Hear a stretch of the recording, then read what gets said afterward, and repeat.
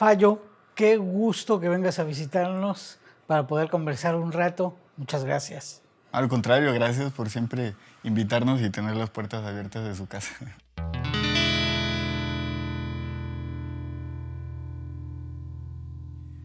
Siempre es un orgullo hablar de la tierra, ¿no? Y particularmente cuando escucho Tlacotalpan, eso la verdad sí me enchina, digamos, ¿no? Y creo que mucho antes de que fuese como, digamos, turísticamente conocido, ¿no? Y siempre cuando me preguntaban eso, más joven, digamos, pues era como, siempre decía, pasando Veracruz, después de Alvarado, a la derecha está Tlacotalpan, ¿no? Entre Alvarado y Tlacotalpan. Y bueno, ya ahora, digamos, pues sí, ya geográficamente, regionalmente, pues Tlacotalpan, digamos, sobre la margen del río Papaloapan, en esta llamada cuenca del Papaloapan, y la denominada perla del Papaloapan también, pues se encuentra ahí alguna vez leí que decía, ¿no? En esta isla interior, ¿no? Tlacotalpan como una isla, ¿no? Históricamente, geográficamente. Y particularmente, bueno, nosotros, mi familia, yo, somos de una comunidad rural de Tlacotalpan, ¿no? Crecí desde luego en la ciudad de Tlacotalpan, pero nosotros somos de una comunidad que se llama La Morelos, o el Xúchil conocido. Y es, bueno, Tlacotalpan pues es más rural, ¿no? La población, la mayoría de la población es rural, y justo de estas poblaciones rurales convergen en la cabecera municipal, que es donde pues crecimos, estudiamos y nos desarrollamos. Y los abuelos, ¿no? Que creo que a final de cuentas los abuelos, bueno, particularmente creo que en México son una figura nodal, ¿no? En las familias. Y ellos, pues se mantuvieron allí en el rancho. Para llegar a la Morelos, porque esa es también como otra, ¿no? A veces uno imagina Tlacotalpan, pero pues está lleno de vericuetos acuáticos, ¿no? Para poder transitar entre la geografía del municipio.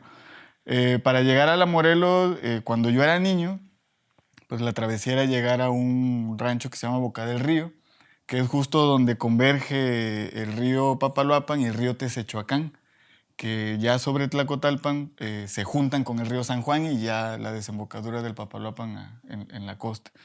Entonces justo ahí se junta el Papaloapan y el Tezechuacán, y ahí tomamos una lancha río arriba del Tezechuacán, pues más o menos como unos 15 kilómetros río arriba. Y pasa uno por comunidades como Lindavista, El Hornero, Zacapesco, Rancho Nuevo, El Remolino, ¿no? Que fueron comunidades también muy importantes, sobre todo con el aspecto ganadero, pesquero, ¿no? Cañero sobre todo. Y ahí en un punto está La Morelos, ¿no? Se llama, o se le nombra La Morelos porque la escuela primaria se llama José María Morelos y Pavón, pero digamos geográficamente se le conoce como el Xúchil 1. Está el Xúchil 1 y más adelante está el Xúchil 2. Entonces, bueno, esta, digamos, cotidianidad para mí era justo, estaba de lunes a viernes en Tlacotalpan, kinder, primaria, y viernes por la tarde era irnos al rancho de los abuelos, ¿no? Ahí la casa de mi abuelito estaba justo enfrente al parque de béisbol, o al juego, la cancha, el parque de pelota, pues, y cerca del río. Entonces nosotros llegábamos, yo recuerdo con mucha nostalgia ahora, ¿no? Pero también con mucha alegría haber podido transitar por esas vías, digamos. Pues como toda esa parte es familiar, o sea, en todos estos ranchos que le comentaba que son de paso hay familia, hay conocidos, pues ya uno iba de chico, digamos, yo iba de chico con mi mochila, me acuerdo, y me embarcaban en la lancha, y el señor de la lancha que se turnaban, es decir, cada día había un lanchero distinto que llevaba, pero todos eran conocidos de mis abuelos, ¿no? Ya sabían dónde me bajaban, ¿no? Ya nada, decían, bájate aquí, ¿no? Ya me iba. Entonces era como un trayecto muy memorable, muy, para mí, que me nutrió mucho, ¿no? Estas travesías, digamos, que me tocaba. Y desde luego llegar pues al seno de la familia, digamos, a esta raíz, al origen, con mi abuelo que se llamaba Martín Vázquez Ramón y mi abuelita Irene Marcelo Vergara, pues bueno, era definitivamente un aliciente para todo, ¿no? creo que uno como niño puede decir que no está consciente tal vez de muchas cosas que pasan alrededor y que te pueden afectar emocionalmente, físicamente incluso. Pero a final de cuentas ahí era como un remanso donde llegábamos, me atrevo a decir yo y todos mis primos, digamos, la camada de mis primos de mi edad. Y pues era llegar y obviamente era estar ahí, además de toda este trato amoroso, ¿no? De los abuelos, este trato amoroso de la comida también, ¿no? Porque tiene todavía los sabores, ¿no? De cuando uno llegaba y te recibían con la comida porque sabían que íbamos a llegar. Y particularmente mi abuelito siempre nos tenía listo justo el caballo, ¿no? Porque nosotros llegábamos y era pasear a caballo, ¿no? Entonces ya nos tenía justo el caballo y ya nos subía, dábamos la vuelta, aprovechamos para saludar a los tíos que, pues como un rancho, digamos, está una casa aquí, a los 300 metros hay otra casa, del otro lado hay otra y así, ¿no? Pero todo eso era como un circuito que transitábamos en el caballo. Y bueno, pues ya ni se diga acompañar al abuelo a la milpa, recorrer los cañales, saludar, ¿no? Mi abuelito era muy, muy de visitar, platicar, se podía pasar horas platicando.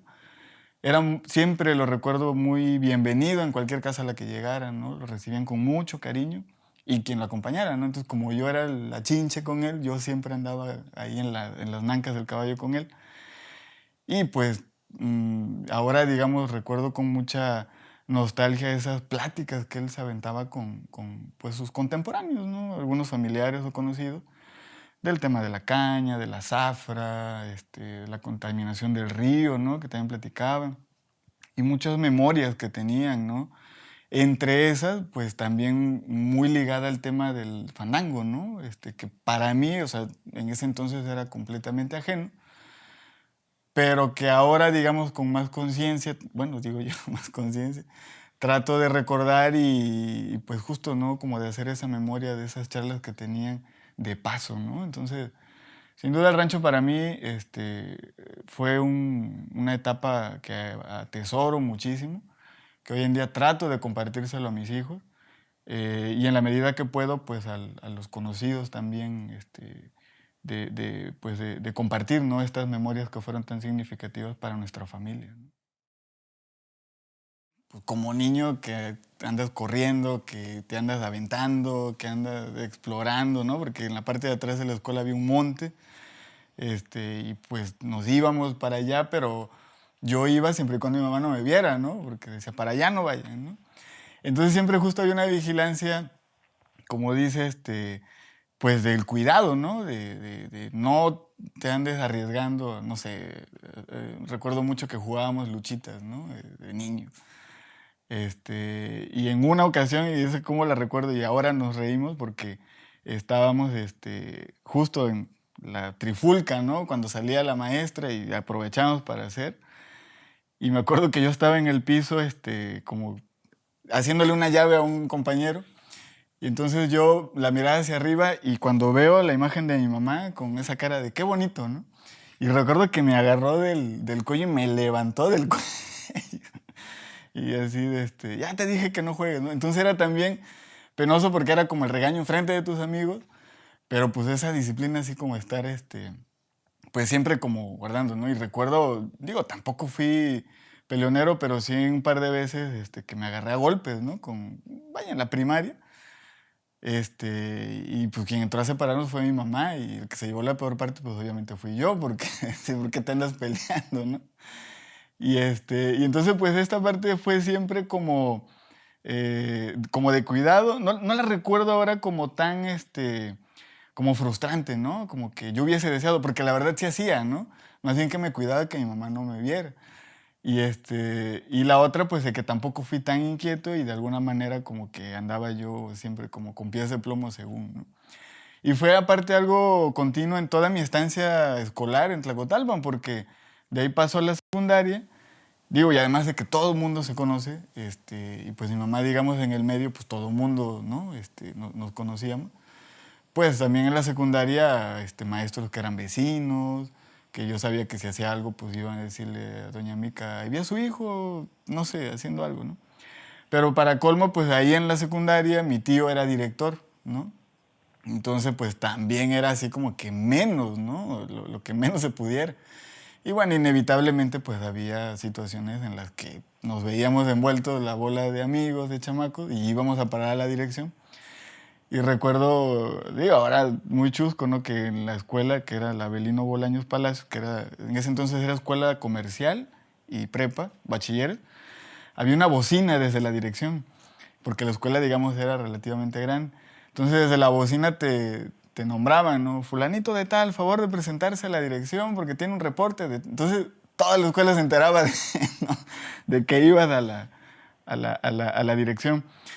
Y pues fue siempre, ¿no? Como un poco, como un freno, ¿no? Si veía que los cuates iban a algo, pues yo quería, pero decía, no, mejor me quedo porque no vaya a ser, ¿no? Y la otra es de que también era una situación, digamos, como de compromiso, porque, bueno, mi mamá era intendente de esta escuela primaria, de la primaria Miguel Z. Chácero.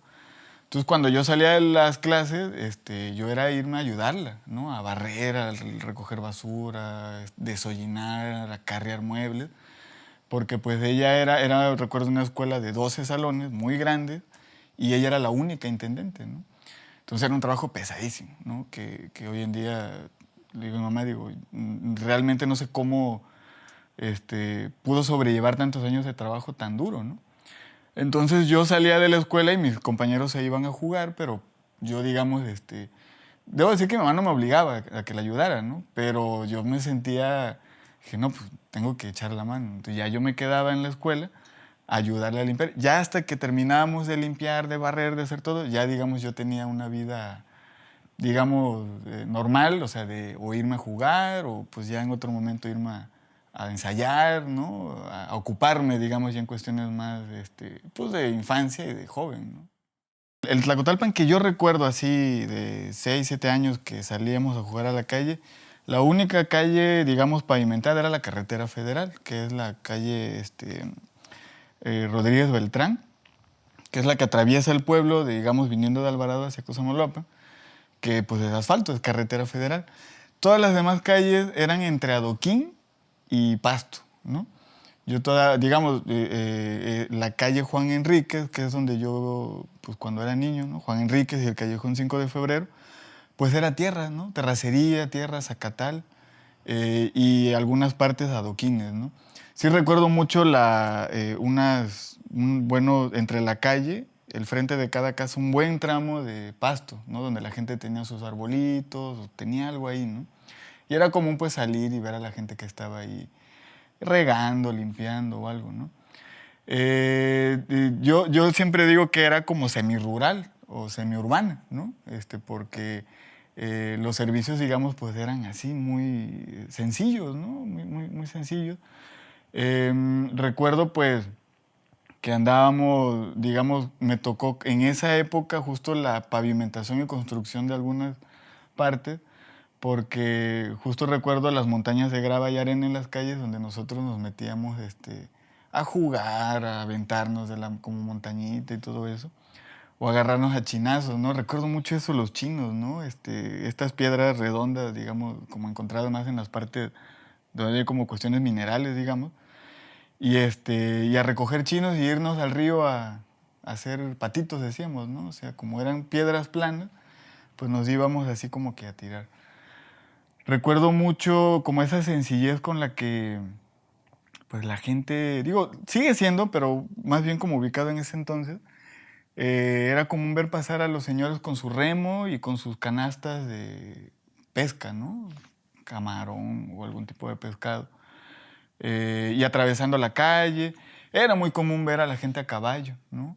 Todavía nos tocó que la leche nos la iban a vender al pie de la casa en el caballo, ¿no? Y ya ahí te vaciaban el litro o el medio litro, lo que compraras. De las cosas que a mí me sorprenden ahora pensándolo en el pasado, era, por ejemplo, que un lugar así, vaya, semiurbano, como digo, pues tenía como esta facilidad o tenía este acceso a cosas que hoy en día parecieran comunes o cotidianas, pero que creo que en ese entonces eran, pues, impensables, ¿no? Porque pues yo recuerdo pasar por la Casa de la Cultura y recordar al maestro César Bolaño o el maestro ya Ponce, que ya estaban ahí, dando clases de piano, ¿no?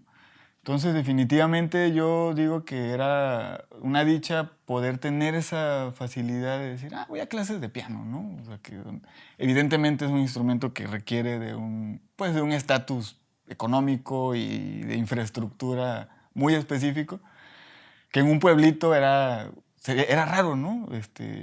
Yo creo, ¿no? Y pensarlo hoy en día como tener eso a la mano pues es grato, ¿no? Yo también le platico ahora a mi hijo que yo cuando iba en el kinder, el maestro César Bolaños, que fue un maestro connotadísimo ahí de la ciudad, en el kinder había un piano, ¿no? De cola, ¿no?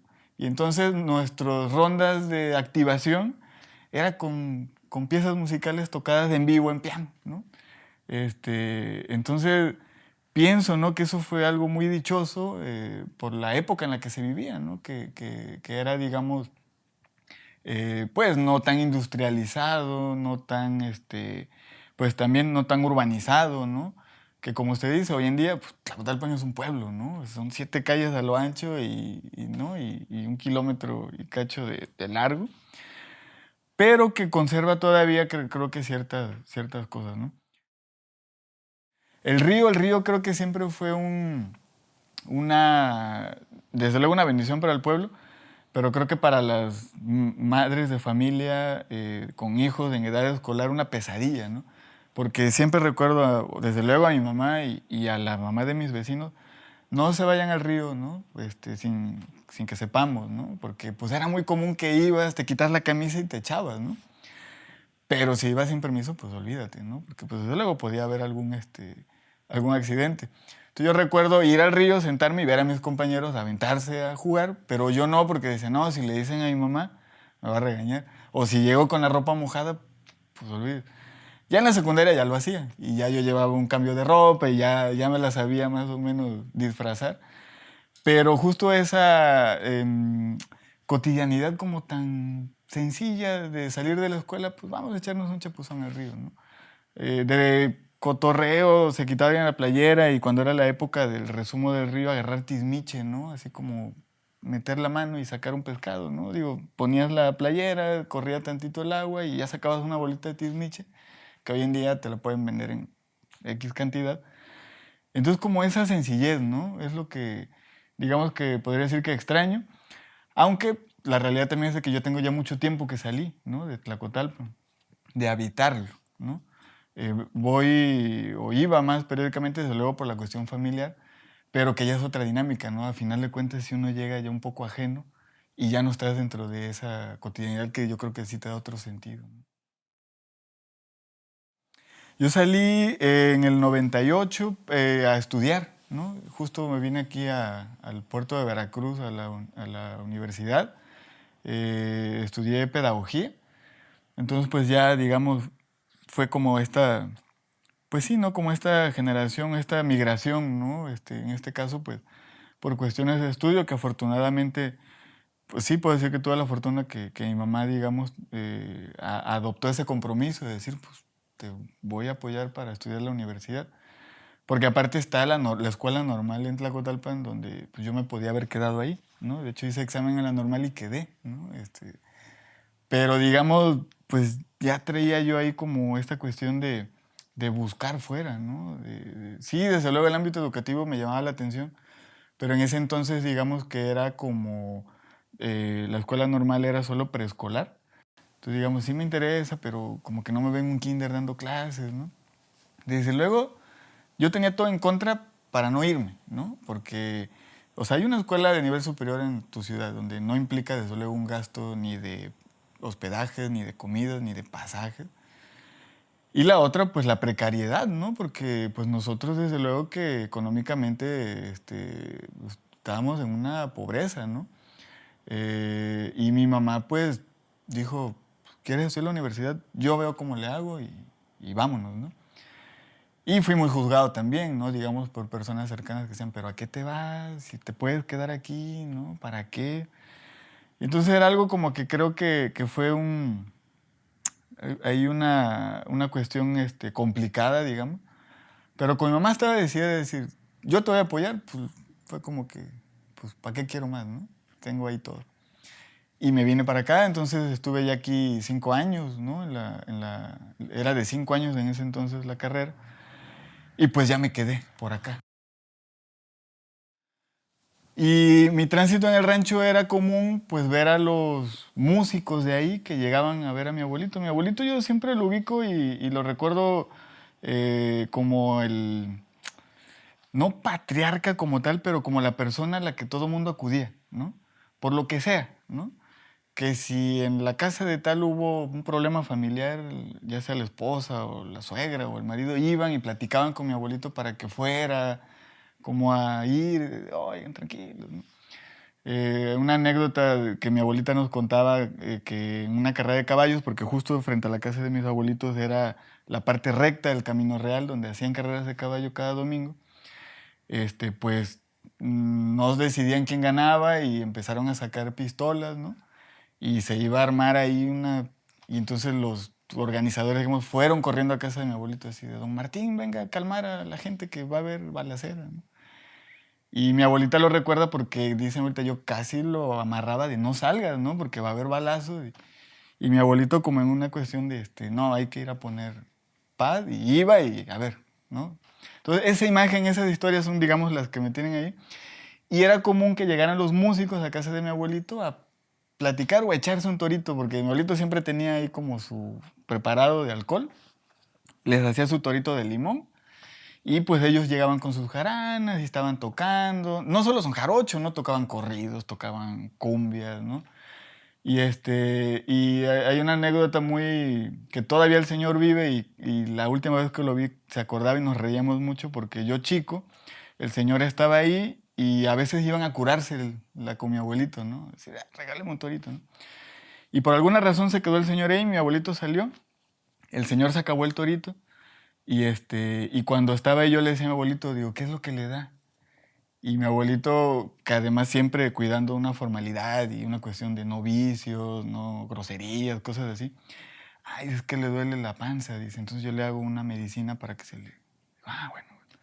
Entonces esta vez que se va mi abuelito y estaba este señor y se lo acaba y me dice, ven, dile a tu abuelito que me prepare otro, porfa, ¿no? Entonces yo fui corriendo así, pero desbocado. Abuelito, abuelito, digo, el señor se sigue muriendo, ¿no? Necesita más medicina. Y pues todos estos señores transitaban por ahí y era, insisto, tocar, todo eso. Yo recuerdo también mucho a mi abuelito aconsejando a estas personas mientras les preparaba este torito y tocaba, diciéndole, ya, deja de tomar. Me acuerdo personas que llevaban meses, ¿no? Que dirían allá de corrida, ¿no? O sea, que llevaban tomando mucho tiempo. Y casi era como una terapia, ¿no? Donde mi abuelito los terapiaba y ya, tú eres buen trabajador, ¿no? Ya, deja de tomar y ponte a chambear. Bueno, todo eso lo platico porque es como ese universo en el que ubico la música del rancho. Cuando estoy en el ballet, ni por aquí me pasaba que en algún momento fueran similares. Cuando entro a la Casa de la Cultura, ahora a la Casa de la Cultura, a aprender jarana, pues conozco a don Cirilo promotor, a Varo, veo los instrumentos, ¿no? Y fue así como de, pues son como los del rancho, pero no se parecen en nada, ¿no? Porque los instrumentos del rancho, pues literalmente hechos de machetazos, sin barnizar, ¿no? Todo así. Pero ya era como que me sonaba, ¿no? Y además que cuando yo entro a la Casa de la Cultura a aprender a tocar, pues era como en el rancho, mi abuelito es muy orgulloso y decía, no, mi nieto ya está aprendiendo a tocar la jarana, ¿no? Entonces cuando yo empiezo a regresar al rancho, ya tocando de 13, 14 años, los músicos iban de, a ver, ¿no? Vamos a ponernos. El inicio muy frustrante porque obviamente ellos manejaban otras afinaciones que pues yo estaba empezando y yo ni idea, ¿no? Yo tocaba, digamos, con afinación de guitarra y... O sea, nunca cuadré. Yo dije, no, pues yo creo que no es lo mío, de plano, ¿no? Porque no encuadraba. Conforme íbamos, digamos, aprendiendo más, podía yo regresar. Ahora para mí era un ansia regresar al rancho y buscar a los músicos y decir, ya me aprendí la pisada, ¿no? Vamos a tocar. Y pues allá el complejo, digamos, donde se desarrollaba más la parte sonera, digamos, fandanguera, era en diciembre, ¿no? En las parrandas. Y la casa de mi abuelito era un lugar obligado donde la gente llegaba y se quedaba a hacer fandango ahí. Y comían, y bebían, y tocaban, y cantaban, y bailaban. Entonces yo ahí veía a la gente que sabía que era tío tal, muy serio. Ahí lo veía zapateando, lo veía cantando. No era, era como encerrarnos en una esferita, pero dentro de una festividad, ¿no? Entonces, bueno, empieza ese trance, ese ir y venir, ¿no? Ahora sí que en sentido local de ida y vuelta, ¿no? Voy al rancho, regreso, aprendo. Cada diciembre pues regresaba para parrandear con mis tíos, ¿no? De ahí del rancho. Y cuando ya estando yo en Veracruz encuentro este tema de particularmente, ¿no? Del PACMIC, que era como un programa de apoyo para proyectos comunitarios. Dije, híjole, pues grabar a estos cuates sería buenísimo, ¿no? No era una idea nueva, evidentemente, o sea, ya venía todo un proceso que yo ya conocía muchos materiales, ¿no? Particularmente esto de Soneros Campesinos de Wendy, ¿no? Que hizo entre el principio de los 90. Y dije, ay, pues estos señores tocan como mis tíos, ¿no? Podría hacer algo similar. Y entonces empiezo a ir al rancho a regresar. Ya no vivía mi abuelito, ya, ya había fallecido, pero obviamente pues toda la familia estaba ahí. Y entonces pues tenía, digamos, ahí, yo tenía ahí pues puerta abierta porque pues era llegar a casa de mis tíos. Y ahorita lo puedo grabar, sí, cabrón. Y pues me platicaban, tocaban. Entonces pude hacer, digamos, como una recopilación de testimonios y de sones de allá. Entonces, bueno, ya genero, digamos, este proyecto que ya desde entonces se llamaba Ríos de Son, porque el tema era, el vehículo era el río, ¿no? O sea, para el Texechocán, o para el San Juan, o para el Papaloapan, o para las lagunas, ¿no? Porque también había brazos de río donde nos metíamos, y entonces ahí me ponía a grabar a mis tíos, ¿no? Mi abuelito sí hacía, y que justo encontré por ahí unas libretas donde él me dictaba y yo le escribía, ¿no? Cuando yo tenía como 10, 11 años, así todo garabateado. Porque decía, antes de que se me olvide, te voy a dictar, ¿no? Y hacía poesías, hacía corridos, hacía versos en quintillas, en sextas. Era muy gustoso. Y entre esto, pues también platicando, el hermano de mi abuelito, era guitarrero, ¿no? Y decía, él era el guitarrero de aquí, ¿no? Y él, tío Bautista se llamaba, y con el señor Gelacio, que también era un tío, era el jaranero, entonces era el dueto, ¿no? Y entonces cuando yo empiezo con la jarana, como que se destapa una memoria, un recuerdo ahí familiar de, ay, tu tío tal tocaba y fulanito hacía verso. Y entonces me incentivan, ¿no? De hecho, mi regalo de 15 años fue una jarana, ¿no? Que me regaló mi abuelito y, bueno, entre mi abuelito, mi tío Martín y mi mamá, porque digamos yo ya estaba clavadísimo con eso. Entonces sí fue definitivamente una herencia porque si bien no es de que mi abuelito me enseñara a tocar, o mi tío me enseñara a tocar, o mi mamá, pues crearon en mí, digamos, fortalecieron y alimentaron esa idea del fandango, del son, de la música, de la jarana particularmente, ¿no? Y de la cual pues yo, digamos, me queda también como un recuerdo de agradecimiento, creo, porque, digamos, a mi abuelito le enorgullecía muchísimo decir que su nieto era jaranero, ¿no? Porque también en ese entonces íbamos a tocar a la radio, al XDU, al X, sí, X, no, en Cosamaloapan, EFU, ¿no?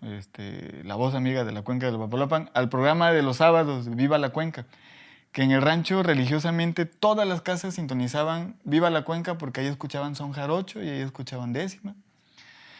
Y cuando yo empiezo a ir, pues siempre desde luego el saludo a la Morelos, ¿no? Y al Suchi, ¿no? Y entonces era realmente, cuando regresaba yo al rancho, era, te escuchamos en la radio, ¿no? O sea, era como mucho orgullo, pues yo lo sentía ahí, del complejo familiar y local, y de mi abuelito, ¿no? Siempre, ¿no? Como, va a tocar en la radio, va a ir a la radio, ¿no? Entonces, sin duda, sí creo que fue una herencia alimentada, ¿no? Fortalecida, y que creo que el hecho de que yo optara, digamos, por la música, definitivamente, como usted me decía al principio, fue el rancho, ¿no? O sea, directa e indirectamente, porque directamente fui a la Casa de la Cultura con don Cirilo, pero con un gusanito que ya me traía de acá desde el rancho y como que hizo clic ahí, ¿no? Pues digamos, creo, para mí, en mí hizo un clic entre lo que pude aprender, entre lo que veía de niño y entre lo que podía conocer después de que yo regresaba ya con un instrumento en la mano al rancho. Me veía dando clases, pero tampoco de música porque no estudié música formal, sino que justo como usted menciona, este asunto de la música, empezábamos a ir a tocar a festivales y veía como la logística y veía esto del proyecto, que se pueden hacer proyectos y impulsar aquí, impulsar por allá. Entonces como que me empezó la cosquillita ahí, y particularmente una persona que se llama Rolando Torres, que él ya trabajaba en el instituto. Yo le preguntaba, ¿no? Le digo, pero ¿y qué más hacen? No, pues se hacen esto, se hace lo otro. Y entonces como que me empezó a llamar la atención y se juntó con mi necesidad, dirían, se juntó el hambre con las ganas de comer, que yo tenía que hacer mi servicio social, ¿no? Ya estaba en el último año y como había cercanía al instituto porque por la parte de la música iba seguido, fue como de, pues déjame chance de hacer mi servicio aquí, ¿no? Sí, porque yo dije, pues nada más hago mi servicio, saco el papel y ya, ¿no? Ahí se ven. Pero me atrapó, o sea, la parte, creo que ahí tuve la fortuna de conocer a personas claves que seguramente de manera sin quererlo me inculcaron pues como esa semillita, esa hormiguita de la gestión, como dicen, ¿no? El tema de la cultura popular, del impulso a cuestiones que tienen que ver con las tradiciones, sobre todo. Desde luego, pues estaba el maestro Oscar Hernández, estaba uno de sus tantos tránsitos por el instituto, el maestro Francisco Morán, Rolando Torres, que fue el que particularmente también ahí, y Luis Antonio Vázquez, ¿no? Fueron como estos personajes que el quehacer cotidiano dentro de mi servicio social ahí era como que decía, híjole, me gustaría conocer más, ¿no? de esto. Y fue entonces que hago mi servicio y bueno, creo que no lo hice tan mal y me quedé acabando mi servicio, me quedé a trabajar ahí. Y pues fue descubrir un mundo, ¿no? Porque yo no conocía, o sea, sí había ido a tocar alguna vez al norte, pero no conocía como esas entrañas, por ejemplo, de la Huasteca, ¿no? Que particularmente para mí es una región muy, muy, de mucha querencia, ¿no? Por estos descubrimientos que fui teniendo allá, como descubrir un mundo nuevo. Ese fue como el punto que dije, híjole, este trabajo me gusta, ¿no? Bueno, ahí usted tuvo la culpa con eso. Porque yo ya estaba en este tema de la institución y fue cuando usted un día me llamó y me dice, vamos a comer, y me dijo, hay una maestría, ¿no? Está pintadita para ti, pues, ¿no? Y yo recuerdo que yo estaba en el punto de mi vida personal donde no podía darme el lujo de estudiar siquiera. Económicamente, familiarmente, todo, ¿no? O sea, tenía todo en contra para no estudiar.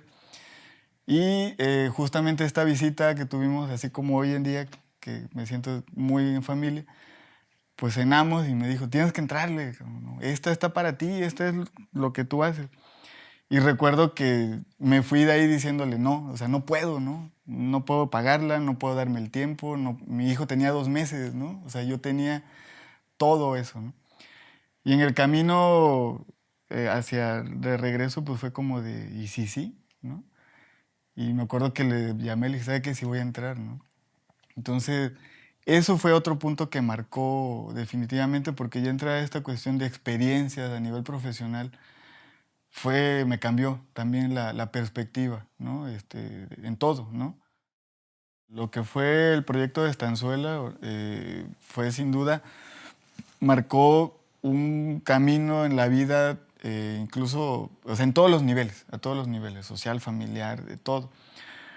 Porque empezamos siendo unos chiquillos que nos juntábamos a tocar, que hace unos días alguien me preguntó, digo, es que en ese entonces éramos como bichos raros, porque en realidad no había tanto niño joven con una jarana, ¿no? Y que en vez de irse a jugar fútbol, que también lo hacíamos, pero primero nos íbamos a ensayar y luego a jugar, era como raro, ¿no?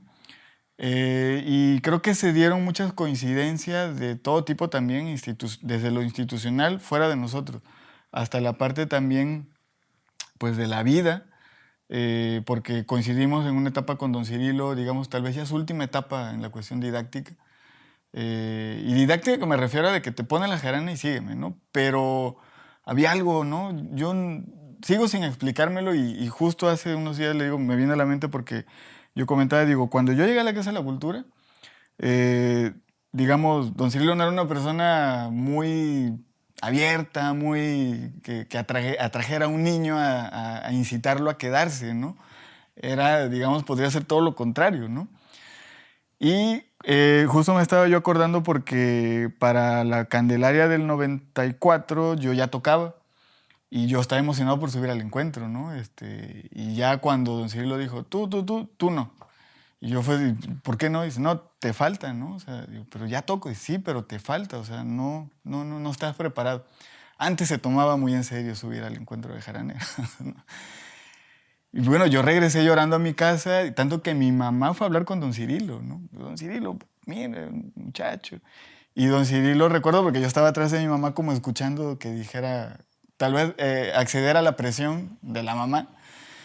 Todo el argumento, dice, el maniqueo él todavía no lo tiene bien, hay ciertos cambios que se dan cuando estás tocando que todavía no está preparado, no, le falta todavía, ¿no? Mire que ya le compré la guayabera, ya le compré un sombrero, lo siento, pero no. Entonces yo le decía, digo, yo tenía ahí para decir, ¿sabe qué? Ahí se ven, yo, ¿no?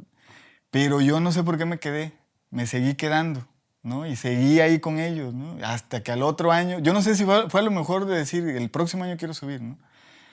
Pero no sé, ¿no? La cosa es de que seguimos y en esos tránsitos pues se fueron dando desde luego lazos de amistades muy fuertes con lo que fue el grupo de Estanzuela, digamos, en esa época, donde aparte de tocar ya había también digamos, un cotorreo, ¿no? Donde empezábamos a viajar a los encuentros de jaraneros a conocer y entonces todo alrededor del hecho de aprender sones, de aprender a tocar otro instrumento, ¿no?